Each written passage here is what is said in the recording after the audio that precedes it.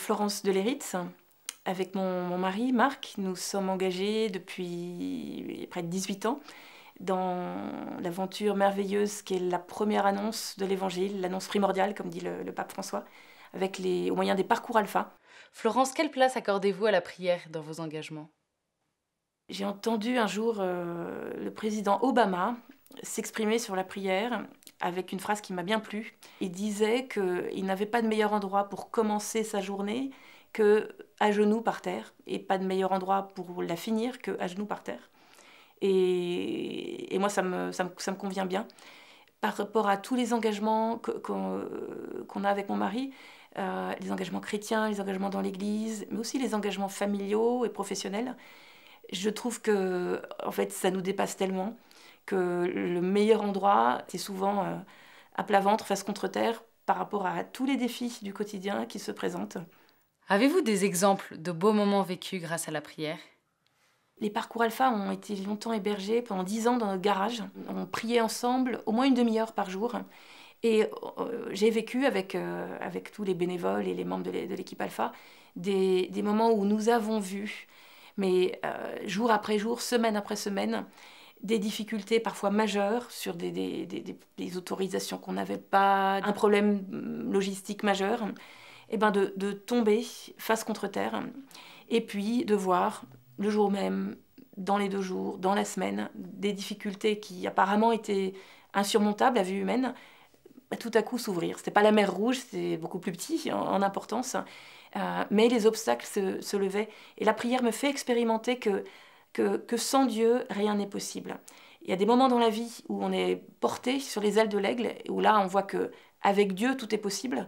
Dans les moments plus durs, dans les moments d'épreuve aussi, dans la prière, j'expérimente que sans lui, rien n'est possible. Un exemple peut-être plus récent, je rentrais avec beaucoup de matériel un jour d'une journée de travail, donc j'ai dû prendre un taxi parce que c'était pas possible de tout trimballer pour rentrer chez moi. Et c'était une dame qui était chauffeur de taxi. Comme j'avais envahi son taxi avec tout mon bazar, j'étais assise à côté d'elle, devant. Et puis, je l'interroge, parce qu'il n'y a pas tant de femmes chauffeurs de taxi, donc je lui ai demandé un petit peu ce qui l'avait amené à ce métier. Et en fait, c'était que des choses plutôt difficiles qui l'avaient amené à ce métier. Et comme moi, en fait, je prie le matin, mais pendant la journée, j'essaye d'être un peu en conversation continue avec le Christ. Et je lui parle un peu tout le temps. Et en entendant cette femme, là, il y a quelque chose, vraiment, je ressens en moi prie pour elle. Propose-lui de prier pour elle maintenant. Et là, je dis, ah, non, non, non, non, c'est pas, tout à fait incorrect. Et elle me raconte sa vie, et puis plus elle me racontait sa vie, prie pour elle, propose-lui de prier pour elle maintenant.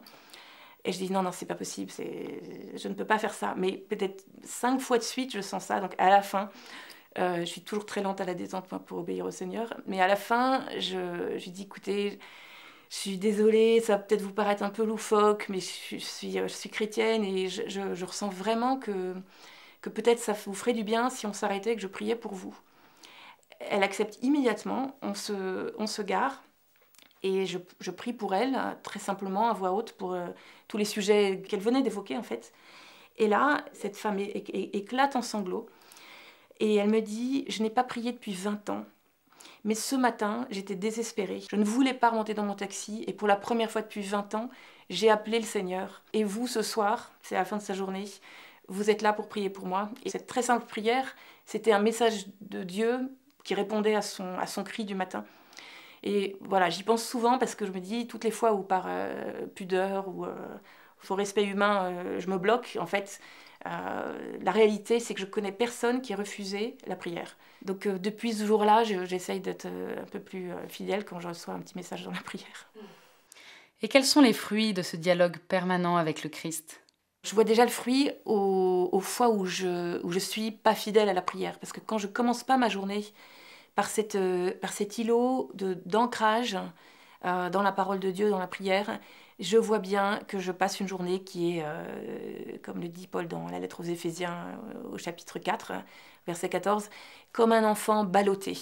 Ballotté au gré des mauvaises nouvelles qui sont quand même bien fréquentes en ce moment.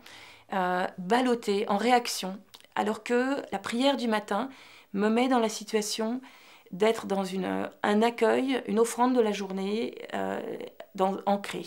Donc ça, c'est un premier fruit.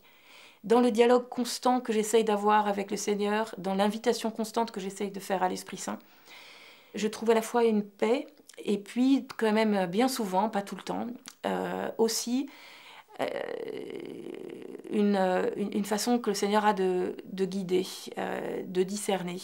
Et très souvent, que ce soit dans un engagement pour l'Église, dans le service de l'autre, ou dans mon métier, où je sers aussi les autres, eh bien, il y a l'attitude à laquelle j'aurais jamais pensé intellectuellement, qui ne me serait pas venue spontanément, qui est contre-intuitive, mais qui vient d'en haut.